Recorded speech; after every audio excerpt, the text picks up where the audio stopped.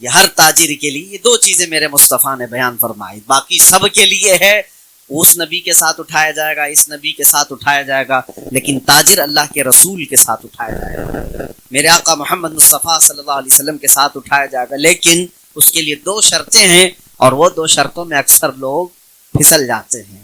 ایک، جھوٹ بول کر تجارت نہ کرے، کسی سے وعدہ خلافی نہ کرے، اور اپنے مال کو بیچنے میں قسم نہ کھائے۔ جیسے سارے اکثر لوگوں کا ایک طریقہ یہ بنا ہوا ہے کہ قسم کھا کر کے اپنے مال کو پکا کر دکھانے کے لیے اور مضبوط کرنے کے لیے اللہ کی قسمیں کھاتے ہیں، اللہ کی قسم یہ مجھ کو اتنے میں پڑا ہی نہیں ہے، یہ اتنے کا مجھے پرورتا ہی نہیں ہے، فلاں فلاں، یہ جو جملے تاجروں کے اندر مشہور ہیں۔ ہاں، اگر ان چیزوں سے وہ بچ گیا۔ اور ایک خاص بات میں آپ کو بتاؤں کہ حضور پاک صلی اللہ علیہ وسلم نے فرمایا، برکت کے اللہ تعالیٰ نے 10 حصے پورے زمین پر اتارے، جس میں سے ایک حصہ اللہ تعالیٰ نے سارے کام کاج میں رکھے ہیں، جاب کرنے والے، کھیتی باڑی کرنے والے، زراعت والے، جتنے بھی کام ہیں ان میں برکت کا ایک حصہ، اور تجارت میں 9 حصے اللہ نے رکھے، برکت کے 9 حصے اللہ نے تجارت میں رکھے۔ اسی لیے مسلمانوں کو یہ کہا جاتا تھا کہ چھوٹا سا بھی حصہ کیوں نہ ہو تجارت کرو، چاہے وہ ٹوپی بیچنا ہو کہ مسواک بیچنا، تجارت میں اللہ تعالیٰ نے برکت رکھا۔ اس کی وجہ کیا ہے میں آپ کو بتاؤں، میں نوکری پیشہ لوگوں کے خلاف نہیں بولتا، لیکن دونوں میں بڑا فرق ہے۔ نوکری کرنے والا، ایک جاب کرنے والا کسی بڑی کمپنی میں ہو، چھوٹی کمپنی میں ہو، اور ایک تجارت کرنے والا، دونوں میں بڑا فرق ہے۔ فرق یہ ہے کہ نوکری کرنے والے کی فکس اماؤنٹ آتی ہے، اس کی اگر سیلری 50,000 ہے تو وہ 50,000 مہینے کے اخیر میں یا مہینے کے شروع میں اس کو مل جانی ہے، اس کی تنخواہ اس کو پکی ہے۔ تو جاب کرنے والے کی تنخواہ اس کو پکا ملنے والی ہے، اسی لیے وہ زیادہ ٹینشن لیتا ہی نہیں، اس کو کسی کی فکر نہیں، مہینہ ختم ہوتے میری سیلری آ جائے گی۔ گورنمنٹ جتنے بھی جاب کرنے والے لوگ ہیں ان کو اکثر ہم نے دیکھا ہے کہ وہ کمفرٹ زون میں جینے کے عادی ہو گئے ہیں، بالکل آرام سے، ان کو کوئی دوسری چیزیں چاہیے نہیں۔ بھائی میں گورنمنٹ امپلائی ہوں، مہینے کے ختم میں میری 50,000 1,00,000 سیلری آ جاتی، ان کو نہ فاتحہ درود کی ضرورت ہے، نہ گھر میں کچھ اگربتی جلانے کی ضرورت ہے، ٹینشن ہی نہیں ہے، تنخواہ آ رہی ہے۔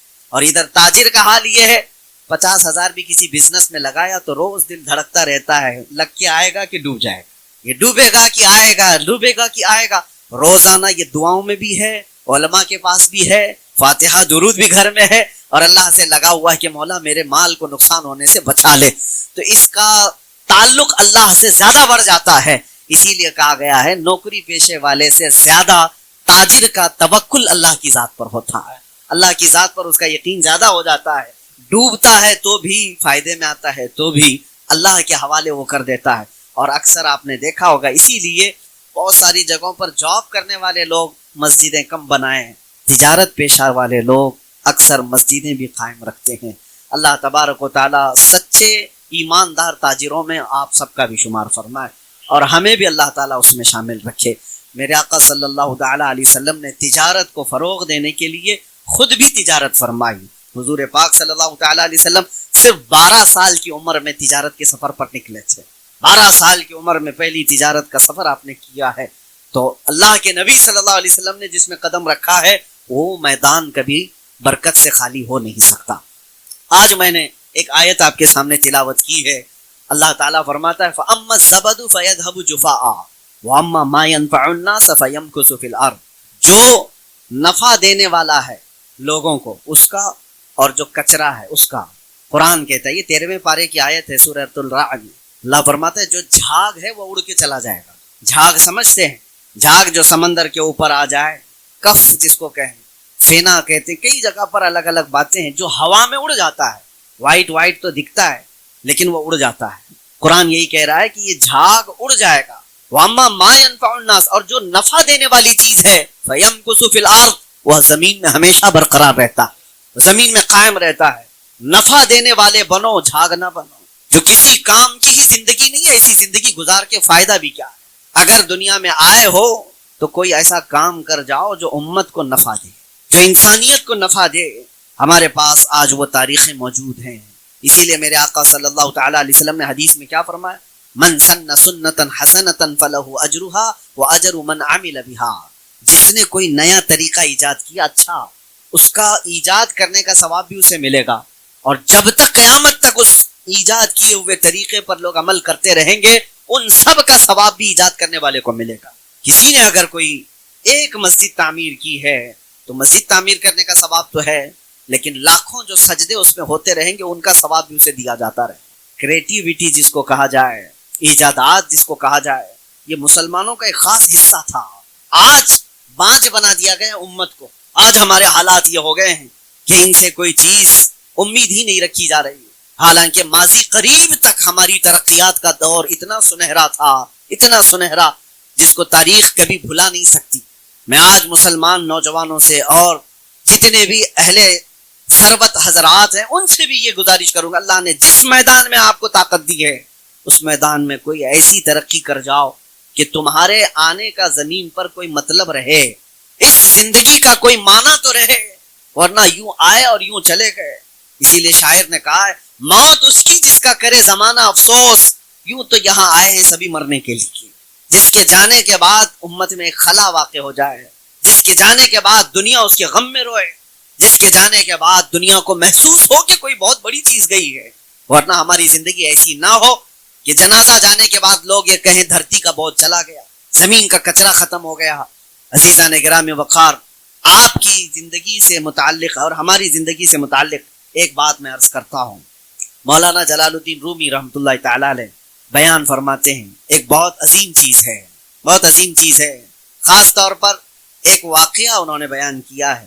ایک ملک ایسا ہے، ایک ملک ایسا، افریقہ کا ملک، شروع میں انہوں نے ایسی بیان کیا کہ جہاں کی حکومت کا طریقہ بالکل الگ ہے۔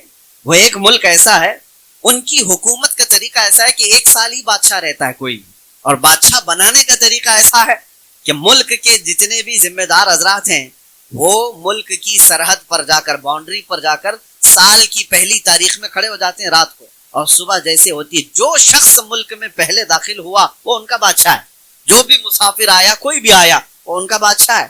لیکن اس بادشاہ کو پہلے بتا دیتے ہیں کہ آپ ہمارے بادشاہ ہو، آپ کو ہم تخت پر بٹھائیں گے، تاج پہنائیں گے، ساری اختیارات آپ کو دیں گے، لیکن سال گزر جائے گا پورا تو آپ کو اٹھا کر لے جا کر ایک جنگل میں چھوڑ دیں گے، اور وہ جنگل اتنا خطرناک کہ جہاں بھیڑیے ہیں، درندے ہیں، جانور ہیں، پھاڑ کھائیں گے، ختم ہو جائے گا۔ تو جو اس بات کو منظور کرتا ہے بادشاہ کی کرسی پہ بیٹھتا ہے، اور جو کہتا ہے نہیں مجھے نہیں چاہیے اسے چھوڑ دیا جاتا ہے، دوسرے کا انتظار۔ ہر سال کا ان کا معمول تھا یہ، جس کو بھی تاریخ میں، پہلی تاریخ میں ملک میں داخل ہوتا دیکھتے اس کو بادشاہ بناتے، لیکن پہلے سے بتا دیتے تھے کہ سال بھر کے بعد ہونا کیا ہے۔ ایک سال ایسا بھی آیا کہ جب ایک بادشاہ کو جنگل میں چھوڑا ہے، درندے کھا چکے ہوں گے، خوفناک جنگل تھا، نئی تاریخ میں نئے بادشاہ کو چننا تھا، ملک کی سرحد پر آ کر بڑے لوگ کھڑے ہو گئے۔ اتفاق ایسا ہوا کہ صبح صبح پہلی تاریخ ہے، اور جو شخص داخل ہو رہا تھا وہ ایک عالم ربانی تھا، دیندار شخص رہا، اور آتے ہی انہوں نے نعرہ لگایا کہ آپ ہم کو بادشاہ مل گیا، بادشاہ مل گیا۔ جانتے پہچانتے نہیں تھے، لیکن پھر بھی کہا، اس عالم نے کہا کہ کس کا بادشاہ، کیوں نعرے لگا رہے ہو؟ انہوں نے کہا ہمارا نیم ہے، ہمارا دستور ہے، سال کی پہلی تاریخ میں جو ہمارے ملک میں پہلا شخص داخل ہوتا ہے وہ ہمارا بادشاہ ہوتا ہے۔ انہوں نے پوچھا تو پھر کیا کرتے ہو؟ لوگوں نے کہا تاج پہناتے ہیں، جلوس نکالتے ہیں، کرسی پر بٹھاتے ہیں۔ کہا پھر کیا کرتے ہو؟ کہا ساری فوج آپ کی، سارے وزیر آپ کے، سارا ملک آپ کے اختیار میں۔ پھر کیا ہوتا ہے؟ کہا سال گزر جاتا ہے تو آخری تاریخ میں آپ کو لے جا کر ہم جنگل میں چھوڑائیں، یہی ہمارا نیم ہے، کیا آپ کو منظور ہے؟ اس عالم نے کہا ہاں منظور۔ بادشاہت قبول کر لیا۔ ویسے تو انسانوں کی فطرت ہے، کارپوریٹر بھی اگر بننا چاہے تو کون منع کرتا ہے؟ اگر چھوٹا سا عہدہ بھی مل جائے کون منع کون کرتا ہے؟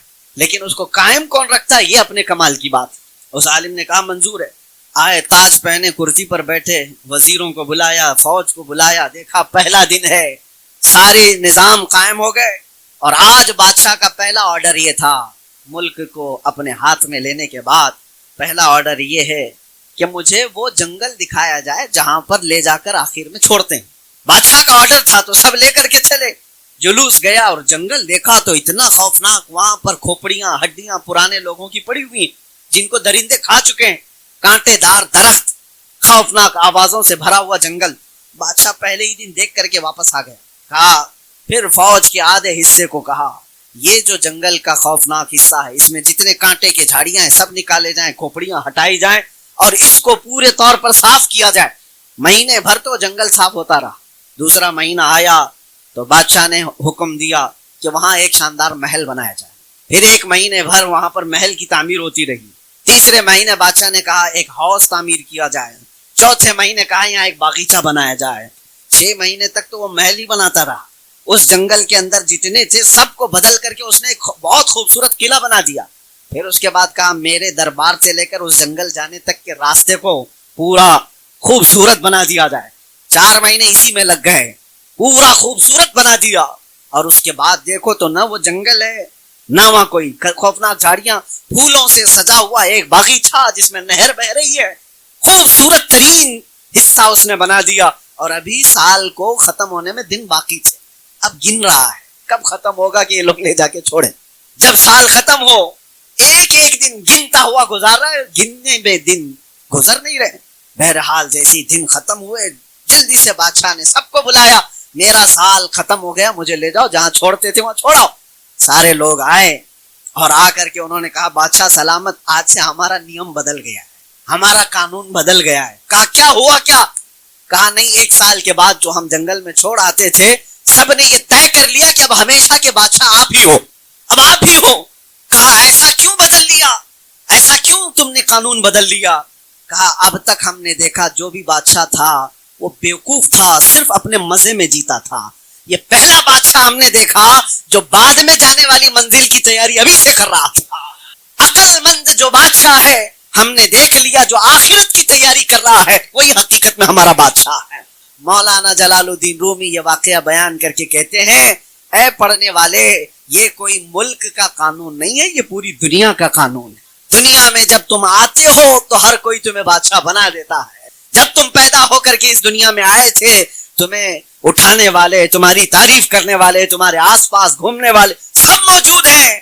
لیکن زندگی کے ختم ہوتے ہی تمہیں جس قبرستان میں چھوڑ آیا جاتا ہے وہ وہی ہڈیوں اور کھوپڑیوں والی جگہ ہے جہاں تمہیں چھوڑ دیا جاتا ہے. لیکن اگر تم یہاں رہتے ہوئے جہاں جانا ہے اس کو پہلے سے تیار کر لیا تو یہ تمہیں چھوڑ تو دیں گے لیکن 800 سال گزر جانے کے بعد بھی غریب نواز کی جیسا تمہاری بارگاہ میں بھی خدمت انجام دیتے رہے. 800 سال گزر گئے سلطان الاولیاء غریب نواز کو, ان کی بادشاہت ختم نہیں ہوئی, اس لیے کہ وہ ہمیشہ کا بادشاہ بنا لیا گیا. زندگی میں رہ کر کے انہوں نے آخرت کی تیاریاں کی ہیں. یہی میں کہنا چاہتا ہوں میرے عزیزو, نفع دینے والے اور اس دنیا میں آ کر کے جینے کا کوئی مقصد بنانے والے وہی اس زمین پر قائم رہتے ہیں. باقی سارے کچرے. قبرستان میں جاؤ تو تختیاں بھی بجھ گئی ہوں گی, قبروں کے پتہ بھی نہیں حالات, کون گیا کتنے سال پرانا ہے. لیکن کچھ قبریں ایسی ہیں جو صرف دفن نہیں ہوئی ہیں, ہمارے سینوں پر حکومت کر رہی ہیں, وہ قبریں ہیں. ایک انگریز مورخ آیا تھا ہندوستان, اس سے واپس جانے کے بعد پوچھا گیا ہندوستان کا سب سے بڑا عجوبہ کیا دیکھا؟ اس نے کہا تاج محل تو 7 عجوبوں میں گنا جاتا ہے لیکن تاج محل سے زیادہ عجوبے کی بات میں نے اجمیر میں دیکھا. اس لیے کہ ایک قبر ہے اور لاکھوں مسلمانوں پر حکومت کر رہی ہے. میرے عزیزو, یہ وہ لوگ ہیں جو دنیا میں رہ کر کے نفع پہنچاتے رہے اور ان کی زندگیاں ختم نہیں ہوتی, ان کی زندگیاں اللہ تبارک و تعالیٰ قائم رکھتا ہے. آج مجھے افسوس ہوتا ہے ان نوجوانوں کی زندگیوں کو دیکھ کر کہ جن کی زندگیاں 40 کو پہنچ گئیں, آج تک وہ اپنے بچوں کے لیے کچھ نہیں کر سکے, وہ اپنے آس پاس کچھ نہیں کر سکے. تو زندگی جینے کا مقصد کیا رہا؟ اس دنیا میں آنے کا تم نے کس کو نفع پہنچایا؟ یہ ایک فکر کے ساتھ جیتا رہے. میرے آقا صلی اللہ علیہ وسلم کی حدیث ہے, میں آپ کو سناؤں, من لم یہتم بامرنا فلیس منا. حضور فرماتے ہیں جو میری امت کے نفع کے بارے میں نہیں سوچا وہ میری امت میں سے نہیں ہے. جو اس حال میں صبح کیا کہ میری امت کی بھلائی کا نہیں سوچا, حضور فرماتے ہیں وہ ہم میں سے نہیں ہے. کتنے لوگ ایسے ہیں جو نفع کا سوچتے ہیں, کتنے لوگ ایسے ہیں. آج میرے پاس ایک کتاب تھی, ماذا قدم المسلمون للعالم, کافی بڑی کتاب, اور اس میں اتنے ذخیرے لکھے ہوئے تھے, پڑھ کر کے حیرت ہوتی ہے. ہر مسلمان نوجوان کو پڑھنا چاہیے. ٹاپک یہ ہے کہ مسلمانوں نے دنیا کو کیا دیا.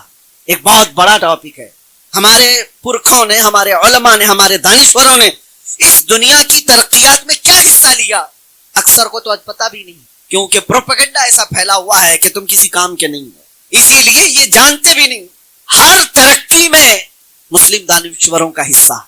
دنیا کو آج جس حالت میں آپ دیکھ رہے ہیں, تھوڑا سا اگر مطالعہ کرتے ہیں آپ کو پتا ہے پورا انٹرنیٹ آج جو چلتا ہے، جتنے بھی اس میں ویب سائٹ ہوں، جتنے بھی سوشل میڈیا سائٹس ہوں، سب کے پاس ایک چیز کا استعمال ہے، الگورزم۔ الگورزم کا استعمال ہر جگہ ہے۔ اور آپ کو پتا ہے الگورزم کا ایجاد کرنے والا کون تھا؟ محمد بن موسیٰ الخوارزمی۔ آج سے تقریباً 800 سال پہلے جنہوں نے ایجاد کیا، محمد بن موسیٰ الخوارزمی۔ خوارزمی سے ہی الگورزم بنایا گیا ہے، صرف ان کا ایجاد کیا۔ پوری دنیا اس پر آج ڈیپینڈ ہے۔ کسی بھی سائٹس میں الگورزم کا استعمال نہ ہو، ایسا ہوگا نہیں۔ میرے عزیزو، پوری دنیا کو جنہوں نے اپنی ایجاد کا محتاج بنایا وہ ایک عالم دین تھے۔ اور اتنا ہی نہیں، الجبرا کو کون سا نوجوان نہیں جانتا جو کالج پڑھتا ہے؟ محمد بن موسیٰ خوارزمی کا ہی ایجاد کیا ہوا الجبرا تھا۔ نائٹروٹ، سلفر ایسڈ، اور آج جو ایتھنل اور کئی ایسے کیمیکل کا جو استعمال ہے پوری دنیا میں، کیمیکلز کے بغیر آج دنیا ادھوری۔ تمہارے صابن، پیسٹ، دوائیوں سے لے کر ہر چیز میں، حتیٰ کہ پرفیومز میں جو استعمال کیا جاتا ہے، ہم اس کا مطالعہ کر رہے تھے تو پتہ چلا کہ یہ تو ایسڈ کا اور کیمیکل کا ایجاد کرنے والا دنیا میں سب سے پہلے وہ جابر بن حیان تھے، سب سے پہلے شخص ہیں۔ اور آپٹکس کا سب سے پہلے دنیا میں وجود کسی نے دیا، یعنی دیکھنے کی طاقت۔ اور کیمرے کا ایجاد، کیمرہ آج پوری دنیا کی ضرورت ہے، پوری دنیا۔ پہلے تو ایسا تھا کہ کیمرے نہیں تھے تو لوگ ہر چیز کرتے۔ آج کون سا خطہ باقی ہے جو کیمرے کی زد میں نہیں ہے؟ ہر جگہ تم کیمرے کے اندر ہو۔ اس کیمرے کا ایجاد کرنے والا کون تھا؟ اس کیمرے کا ایجاد کرنے والے ابن الہیثم، ابو الحسن ابن الہیثم تھے، مسلم عالم دین ہیں، جنہوں نے اس کی ایجاد کی۔ اور پوری دنیا کو آج ڈیپینڈ ہونا ہے ان پر۔ کئی مشینیں ایسی ہیں جو آج ہر کار میں، ہر چیز میں استعمال ہوتی، وہ ابن الہیثم کی ایجاد سے۔ اور حیرت کی بات میں آپ کو بتاؤں، حضرت العلامہ ابو القاسم الصحراوی ایک بہت بڑے دانشور تھے، بہت بڑے عالم دین تھے، ابو القاسم الصحراوی، جنہوں نے سب سے پہلے کلاک استعمال کرنا شروع کیا، گھڑی کی ایجادات کے سلسلے میں انہوں نے بیان کیا۔ اور ابو بکر رازی، اللہ اکبر، دنیا کا ایسا ڈاکٹر جس نے سب سے زیادہ سرجری کے قانون بتائے۔ پوری دنیا کی میڈیکل سائنس آج بھی ابو بکر رازی کے بتائے ہوئے طریقوں پر چل رہی آج بھی۔ اور ابو علی سینا کی لکھی ہوئی کتابیں بچوں کے امراض کے سلسلے میں ڈاکٹرز اگر پڑھے ہوں گے تو یہ اور بات ہے کہ تاریخ مٹائی گئی ہے، ان کے ایجادات کی کہانیاں چھپا دی گئیں، لیکن بنیاد کس کی ہے؟ بنیاد رکھنے والے وہ مسلم علماء تھے، جنہوں نے نفع دیا، اپنی زندگی سے نفع پہنچایا ہے پوری دنیا کو۔ اور آپ کو یہ پتا ہے آج سب سے زیادہ تیز سفر کوئی ہے وہ تو ایروپلین کا سفر ہے، ہوائی سفر ہے۔ پوری دنیا آج ہوائی سفر میں گلوبل ویلیج میں آ گئی ہے، ایک دیہات کی طرح بن گئی پوری دنیا، جب چاہے ادھر سے ادھر ہو جائے۔ پوری دنیا کے لاکھوں کلومیٹر کو سمیٹ دیا گیا ایروپلین کے سفر نے۔ اور سب سے پہلے ایروپلین کی ایجاد کرنے کے لیے جنہوں نے شروعات کی تھی پیراگلائڈز وغیرہ کے ذریعے سے، وہ عباس بن فرناس تھے، یہ بھی مسلم عالم دین تھے۔ دنیا کو کیا نہیں دیا، وہ کتاب میں نے پڑھا تھا تو حیرت ہوتی ہے، دنیا کی 75% ایجادات مسلم علماء کی ہیں۔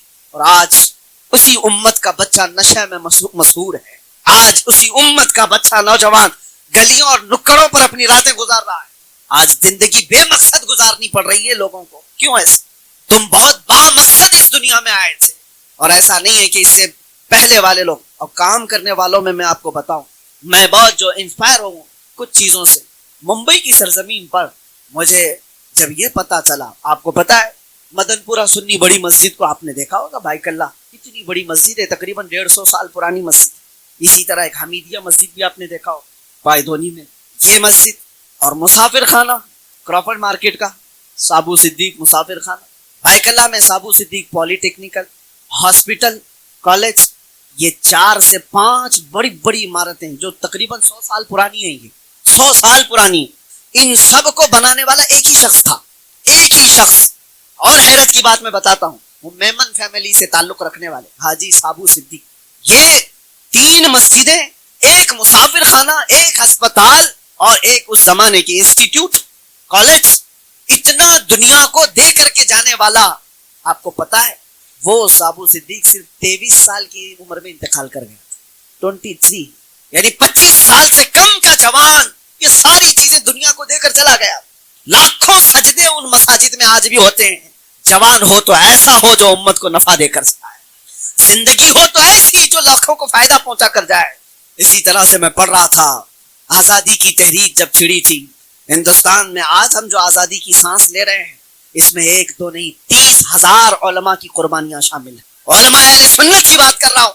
دلی سے لے کر کشمیر تک ہر جھاڑی پر ایک عالم دین کی لاش لٹکتی تھی, انہوں نے قربانیاں دی ہیں. آج سب بجھا دیا گیا, وہ بامقصد زندگی گزارنے والے. اور آپ کو اسی تاریخ کے حصے میں ایک اور عظیم انسان کی میں نے تاریخ پڑھی, ڈاکٹر مختار انصاری کا بھی نام سنا ہوگا. اس زمانے میں یہ انگلینڈ سے پڑھ کر کے ڈاکٹریٹ کر کے آئے ہوئے ایک ڈاکٹر, مسلمان خاندان سے تعلق رکھنے والے ڈاکٹر تھے. ترکی میں خلافت کے سقوط کے بعد بڑی خدمات انجام دینے والا شخص, لیکن ہندوستان میں آئے تو ہمی تھی, آزادی کی تحریکیں چل رہی تھی, جھگڑے فسادات تھے. اس زمانے میں ڈاکٹر مختار انصاری نے دنیا کو ایک طرف دیکھا, لیکن مسلمانوں کے حالات دیکھ کر کے اس نے ایک ادارہ قائم کیا دلی کی سرزمین پر, جس کو آج جامعہ ملیہ اسلامیہ کہا جاتا ہے. 1920 میں یہ قائم ہوئی تھی یونیورسٹی, اور آج وہاں سے ہزاروں اسٹوڈنٹ پڑھ کر کے نکلے. کئی ڈاکٹرز وہاں سے نکلے, انجینئرز نکلے, سائنٹسٹ نکلے, ہر طبقے میں لوگ وہاں سے فائدہ اٹھا کر چلے. ایک شخص کی سوچ ہے جو ہزاروں کو علم سے آشنا کرا, ایک شخص نے, اور اس ہمی میں ساری چیزیں چھوڑ کر ایجاد تو کیا.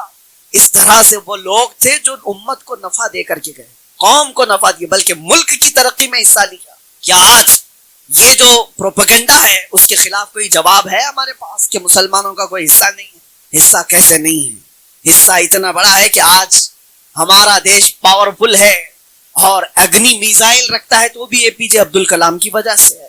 تاریخ کا یہ بھی ایک حصہ ہے.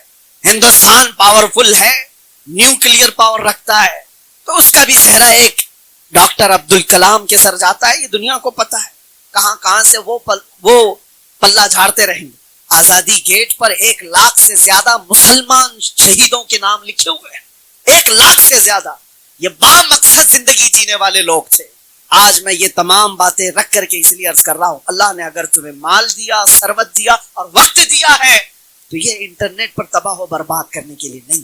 زندگی بہت تھوڑی سی ہے, زندگی بہت شارٹ ہے. آج یا کل میں پتہ نہیں کب ہمیں بلاوا آ جائے. مسجدوں سے روز اعلان سنتے ہیں فلاں بن فلاں کا انتقال ہو گیا, جنازے کی تیاری کی جائے. ایک دن ہمارا بھی میسج گھوم جائے گا کہ فلاں صاحب چلے گئے دنیا سے. لوگ تھوڑی دیر کے لیے غم کا شیئر کرتے رہیں گے, اس کے بعد پھر بھلا دیے جائیں گے. لیکن اگر نفع دینے والی ذات ہے تو قیامت تک ہم باقی رہیں گے. آج میرے عزیزوں, قیامت تک جن اشخاص باقی رہنے والے ان کی مختصر تاریخیں میں نے آپ کے سامنے رکھی. اللہ نے جو کچھ بھی تمہیں دیا ہے اس کا استعمال امت کو نفع دینے کے لیے کرو. حضرت جنید بغدادی رحمۃ اللہ تعالی علیہ کے ساتھ ان کے مرید چل رہے تھے. دریا میں ایک بچھو ڈوب رہا تھا. توجہ سے سنیں, ایک بچھو ڈوب رہا تھا پانی میں. تو حضرت جنید بغدادی نے ہاتھ ڈال کر اس بچھو کو باہر نکالا. بچھو کو باہر جیسے نکالا, بچھو ڈنک مار دیا. آپ نے ہاتھ جھٹک دیا. دوبارہ پھر وہ پانی میں ڈوب رہا تھا. بچھو پانی کا نہیں تھا, تیر نہیں سکتا تھا, مر جاتا. آپ نے دوبارہ اس کو پانی میں سے باہر نکالا, پھر ڈنک مار دیا. اور بچھو کا مارنا آسان نہیں ہوتا, زہر چڑھتا ہے. تیسری مرتبہ آپ نے ہاتھ ڈالا اور تیزی سے اٹھا کر باہر پھینک دیا. آپ کے مرید نے کہا حضور وہ اتنے ڈنک مار رہا ہے اور آپ اس کو نکال رہے, پانی سے نکال رہے. جنید بغدادی نے کہا وہ بچھو ہے, اس کی فطرت ہے ڈنک مارنا, اور میں انسان ہوں, میری فطرت ہے مدد کرنا. وہ اپنی فطرت پر عمل کر رہا ہے, میں اپنی فطرت پر عمل کر رہا ہوں. لیکن دنیا بدل گئی. کتنے تو انسانی بچھو بنے, کتنے تو اب ڈنک مارنے کا کام انہوں نے خود لے لیا ہے. ڈنک ان کو مارنا ہے. ہمیں تو نفع دینے کے لیے بھیجا گیا تھا. مصطفیٰ کریم صلی اللہ تعالی علیہ وسلم کی امت وہ ہے کہ جو نفع دینے کے لیے دنیا میں آئی. فَأَمَّا الزَّبَدُ فَيَذْهَبُ جُفَاءً وَأَمَّا مَا يَنفَعُ النَّاسَ فَيَمْكُثُ فِي الْأَرْضِ. جو جھاگ ہے وہ اڑ کر چلا جائے گا. اور رہی بات پروپیگنڈوں کی, 1000 دنیا کچھ بھی پروپیگنڈا بنائے, لیکن اگر تمہاری شخصیت نفع بخش ہے تو ایک دن انہیں جھک کر سلام کرنے پر مجبور ہونا ہوگا. ایک دن تو ماننا ہی پڑے گا. کتنے ایسے لوگ ہیں, آپ کو پتا ہے جب فتح مکہ ہوا تھا تو حضور نے اعلان کیا تھا کہ جو ابو سفیان کے گھر میں ہے وہ امن میں ہے, جو کعبے کے پاس آ جائے وہ امن میں ہے, جو عبد المطلب کے گھر میں جائے وہ امن میں ہے. صحابہ نے عرض کیا حضور سب نہیں آ پا رہے ان جگہوں پر، کچھ اور اعلان کر دیں۔ حضور نے ایک اعلان اور خاص کیا تھا، جانتے ہو تاریخ کا حصہ ہے، فرمایا ایک راستے میں جھنڈا لگا دو، اور اس جھنڈے کا نام کیا تھا؟ بلال حبشی کا جھنڈا۔ کہا جو اس جھنڈے کے نیچے آ جائے گا وہ امان میں ہے۔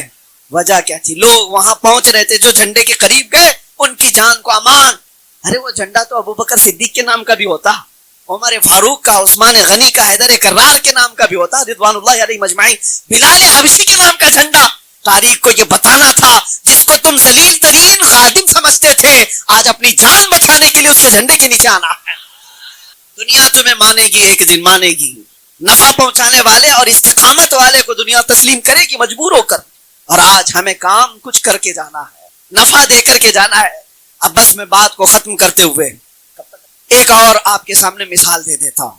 اکثر ایسا ہوتا ہے، اکثر ہماری زندگیوں میں چیزیں پیش آتی ہیں۔ ابراہیم بن ادھم رضی اللہ تعالیٰ عنہ کسی راستے سے گزر رہے تھے، انہوں نے دیکھا ایک جنگل میں لومڑی ہے جس کے ہاتھ پیر کٹے ہوئے ہیں، لیکن صحت مند ہے، چاروں پیر نہیں ہے، پڑی ہوئی ہے، صحت مند ہے۔ کہا اگر چار پیر نہیں ہے تو چلتی کیسے، کھاتی کیسے، اور یہ صحت کیسی ہے اس کی، موٹی تازی کیسی ہے؟ تو غور سے دیکھنے لگے، دیکھا تو ایک کوا آتا ہے منہ میں روٹی لے کر اور اس لومڑی کو کھلاتا ہے اور چلا جاتا ہے۔ ہر گھنٹے پر کوا آتا ہے، کچھ نہ کچھ چیزیں لاتا ہے، لومڑی کو کھلاتا ہے اور چلا جاتا ہے، اور لومڑی پڑی ہوئی ہے اور مست ہے۔ کہا اس کی اور اس کی برادری کا کوئی تعلق ہی نہیں، لومڑی الگ قسم ہے، کوا الگ قسم ہے، لیکن یہ اللہ کا نظام دیکھو، یہ خالق کا نظام ہے، مجبور کو کھلا رہا ہے۔ ابراہیم بن ادھم نے دیکھا میرا رب جب معذور لومڑی کو کھلاتا ہے تو میں اشرف المخلوقات ہوں، مجھے کیوں نہیں کھلائے گا؟ آپ نے دنیا سے کنارہ کشی اختیار کر دی، سب کو چھوڑ دیا اور اپنے ہاتھوں کو اور پیروں کو زنجیر میں باندھ کر خود بھی پڑے رہے، میں انسان ہوں، میرا رب مجھے کھلائے گا۔ اور اس کے بعد دن بھر پڑے رہے، کوئی کوا نہیں آیا، دوسرا دن بھی گزر گیا، کوئی نہیں آیا کھلانے کے، بھوک اور پیاس کی شدت بڑھتی گئی، تیسرا دن آیا، کچھ نہیں ملا۔ حضرت شفیق بلخی اس زمانے کے بزرگ ہیں، انہوں نے لوگوں سے پوچھا ابراہیم کا کیا حال ہے، کہاں ہے؟ لوگوں نے کہا سنا ہے حضور انہوں نے اپنے ہاتھوں پیروں کو زنجیروں سے باندھ کر دنیا سے کنارہ کشی اختیار کر لی۔ کہا اچھا تو وہ آئے، شفیق بلخی نے دیکھا، کہا اس حالت میں پڑے کہ پیٹ سے لگا ہوا ہے، کمزوری آ گئی۔ پوچھا ابراہیم کیا حال ہے تمہارا؟ کہا میں نے چند دن پہلے یہاں پر ایک لومڑی کو دیکھا جو معذور ہے پیروں سے، ہاتھوں سے، اور چل پھر نہیں سکتی، لیکن ایک کوا آتا ہے برابر وقت پہ اسے کھلاتا ہے اور چلا جاتا ہے۔ تو شفیق بلخی نے پوچھا تو پھر کیا سوچا تم نے؟ کہا جب رب تعالیٰ معذور لومڑی کو کھلا سکتا ہے تو میں اشرف المخلوقات مجھے کیوں نہیں کھلائے گا؟ اس لیے میں نے بھی زنجیریں باندھ لی اور پڑا رہا۔ حضرت شفیق بلخی نے دو جواب دیے ابراہیم بن ادھم۔ پہلا جواب تو یہ تھا کہ ابراہیم تم نے دیکھا، لیکن کیا تم یہ حیثیت رکھتے ہو کہ خدا کا امتحان لو کہ وہ کھلاتا ہے کہ نہیں کھلاتا ہے؟ تو امتحان لینا چاہ رہا ہے اپنے رب کا، تو بندہ ہے اور خالق ہے۔ دوسری چیز آپ نے فرمایا ابراہیم تم نے تصویر کا ایک ہی رخ دیکھا، تصویر کا ایک سکے کا ایک رخ دیکھا، معذور لومڑی کو تو دیکھا، کھلانے والے کوے کو کیوں نہیں دیکھا؟ تو لومڑی بننے سے بہتر تھا کہ اللہ نے طاقت دی کھلانے والا کوا بن جاتا جو معذوروں کو کھلا رہا ہے۔ رب کے نظام میں یہ دونوں بھی تو ہیں، معذور تو بننے کی کوشش کیا تھا نہیں، اللہ نے تجھے طاقت دی ہے تو نفع پہنچانے والا بن جائے۔ آج اگر آپ کے پاس زندگی سلامت ہے تو ایسا کام کرو جو دوسرے کو نفع ملے، ورنہ زندگی بے سود ہے، زندگی ختم ہے۔ میرے عزیزو آج ہزاروں محتاج تمہاری طرف انتظار میں لگے ہوئے ہیں، کتنے ایسے لوگ ہیں جن کو ہماری ضرورت ہے اور آپ کی ضرورت ہے، بہت لوگ ایسے ہیں۔ نوجوانوں سے میں کہتا ہوں پوری راتیں جو تمہاری برباد ہوتی ہیں، تمہارے آس پاس بہت ساری دنیا تمہارے نفع کے انتظار میں ہے، تمہاری بہنیں، تمہاری مائیں، تمہارے بچے۔ مجھے آج بھی وہ بات یاد ہے، ایک جنازے میں تھا میں، 6 سال کی بچی جس کا انتقال ہوا ہے، اس کی بچی 6 سال کی، اور مرا ہوا آدمی کینسر میں انتقال ہوا تھا، موت کینسر تھا۔ وہ بچی نے مجھ سے کہا تھا ابا ہمارے انتقال کر گئے، گٹکا بہت کھاتے تھے اور منہ کا کینسر ہو گیا تھا اور اس میں انتقال کر کے چلے گئے، لیکن حضرت ہم کو بتائیں ہمارا کیا قصور تھا، اس ہمارا کیا قصور تھا؟ اس کا کوئی جواب ہمارے پاس نہیں۔ ان بچوں کا قصور کیا ہے جو ان کو تنہا یتیم کر کے چھوڑ چلا گیا؟ اس کی بیوہ کا کیا ہوگا؟ وہ کس کے گھر پر محتاجی کی زندگی گزارے؟ تمہاری زندگیاں دوسروں سے جڑی ہوئی، تمہارا جینا صرف تمہارے لیے نہیں ہے، اللہ تعالیٰ نے ایسا نظام رکھا ہے کہ ہمارا جینا، ہم خود چاہتے تو کچھ بھی فیصلہ لے لیتے، کیا ہمیں خودکشی کرنے کی اجازت ہے؟ کیوں نہیں ہے؟ کیونکہ ہم اپنی جان کے مالک ہی نہیں ہیں. ہم اپنی جان کے مالک ہوتے تو خودکشی کر کے چلے جاتے، لیکن ہم اپنی جان کے مالک نہیں. ہزاروں ہم سے زندگیاں جڑی ہوئی، اور آپ کی زندگیاں اس سے زیادہ اہم ہیں. تمہاری زندگی تو رسول اللہ سے جڑی، ان کے نام سے جڑی ہوئی ہے. امت کے ساتھ تمہارا تعلق ایسا ہے کہ تمہارا ہر عمل دنیا دیکھ رہی ہے، کوٹ کر رہی ہے. اٹھو وہ گھر نہ حشر نہ ہوگا پھر کبھی، دوڑو کے زمانہ چال اپنی چل گیا. ہزاروں لاکھوں نوجوانوں میں اب کوئی سائنسدان کیوں نہیں اٹھتا؟ اب کوئی ایجادات کی دنیا میں کوئی کیوں نہیں آتا؟ ملک کی ترقی، معاشرے کی ترقی. حالات تو یہ ہے کہ ہمارے محلوں میں کوئی گھر لینا پسند نہیں کرتا. جہاں مسلم محلے، ہر جگہ کے حالات ایسے کہ ہم نے کوڑا کرکٹ اور اس کو گندگیوں سے ایسا تباہ کر کے رکھا کہ لوگ ناک پکڑ کر کے گزرنا چاہتے ہیں. یہ تو ہماری زندگی نہیں تھی، بلکہ ایک دور وہ تھا، اٹلی، ڈنمارک، ناروے، یا یورپ کی کنٹریز کا نام میں بتا رہا ہوں آپ کو.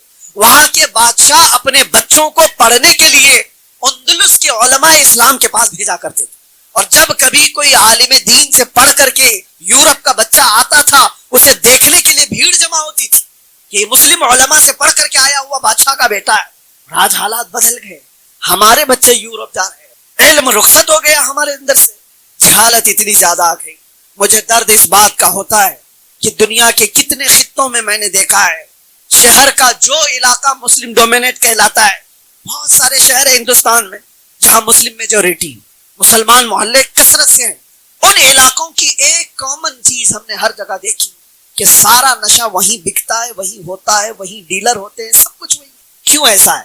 ممبئی کے حالات نہیں، دلی جاؤ، بنگلور جاؤ، کلکتہ جاؤ، بڑے شہروں کے سب جگہ کے حالات، مسلمان اس میں کثرت سے ملوث. پھر میں پوچھتا ہوں یہ کون سے مسلمان؟ اللہ کے نبی صلی اللہ تعالی علیہ وسلم نے جس امت کو بنایا، جو معاشرہ ترتیب دیا، وہ معاشرہ تو ایسا تھا، رات بھر خود بھوکے رہ کر پڑوسی کا خیال کرنے والے. نشہ تو بہت دور کی بات ہے.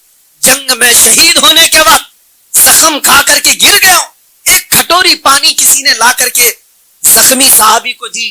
ان کو جیسی آواز آئی کہ فلاں کو پیاس لگی، انہوں نے پانی نہیں دی، کہا اس کو پہلے پلا دو. اپنی موت کے وقت پانی قربان کرنے والی امت تھی یہ، اور آج اپنے مزے کے لیے نشہ کرنے والی امت کیسے ہو گئی؟ ان حالات کا ذمہ دار کون ہے؟ ہر ایک کو اس کی ذمہ داری اٹھانی ہوگی. بڑے لوگوں کا حال یہ ہے، آج بوڑھے ہو گئے لوگ، پیسے والے لوگ ہیں یا معاشرے میں اثر و رسوخ رکھنے والے، یہ کہتے ہیں کسی کے لفڑے میں کیوں جانے کا، کوئی بگڑ رہا ہے تو بگڑنے تو ہم کو کیا کرنا ہے. تم سے بھی قیامت کے دن سوال ہوگا. جبرائیل امین علیہ السلام فرماتے ہیں حضور سے، ایک بار اللہ کا ایسا غضب ہوا تھا ایک بستی پر کہ پوری بستی تباہ کرنے کا حکم ہوا کہ پوری بستی کو تباہ کر دو. لیکن اس میں ایک نیک بندہ تھا جو کبھی گناہ نہیں کیا تھا. میں نے رب سے عرض کیا کہ مولا اس کا کیا کرنا ہے، اس کو نکالے؟ اللہ نے فرمایا اس کو بھی تباہ کرو. وہ نیک تھا، گنہگاروں کی بستی میں رہ رہا تھا، اس کو کیوں تباہ کریں؟ رب تعالیٰ نے فرمایا وہ برائیاں دیکھتا ہے اور کسی کو روکتا نہیں. خود تو پاکیزہ ہے لیکن روکتا کسی کو نہیں تھا. یہ آپ ہرگز نہ سمجھیں. ہمارے آس پاس زنا کے اڈے چل رہے ہیں، آس پاس شراب کی بوتلیں خوب چل رہی ہیں اور ہم کسی کو کچھ نہ بولیں. ارے مسلم معاشرے میں تو ٹپس دینے والے تو بہت سارے ہیں. مسلمانوں کے گھروں کی جاسوسیاں پولیس کو کرنے والے تو کتنے پیدا ہوئے ہیں. لیکن کاش یہ لوگ ٹپر بننے کی بجائے، جاسوسی کرنے کی بجائے امت کی خیر خواہی کے لیے نوجوانوں کی اصلاح کی کوشش کرتے ہیں، ثواب کے بھی مستحق ہوتے ہیں. امت کی اصلاح ایسے نہیں ہوگی. میں آپ سے یہ کہتا ہوں کہ اٹھو، ذمہ داریوں کا احساس کرو، نہ خود برائی کرو گے نہ برائی ہونے دو گے. جب اس مسئلے پر ہر کوئی عمل کرے گا انشاءاللہ پاکی تو شروع ہوگی. اور کچرا بہت زیادہ ہے، ضروری نہیں کہ ایک ہی دن میں صاف ہو جائے.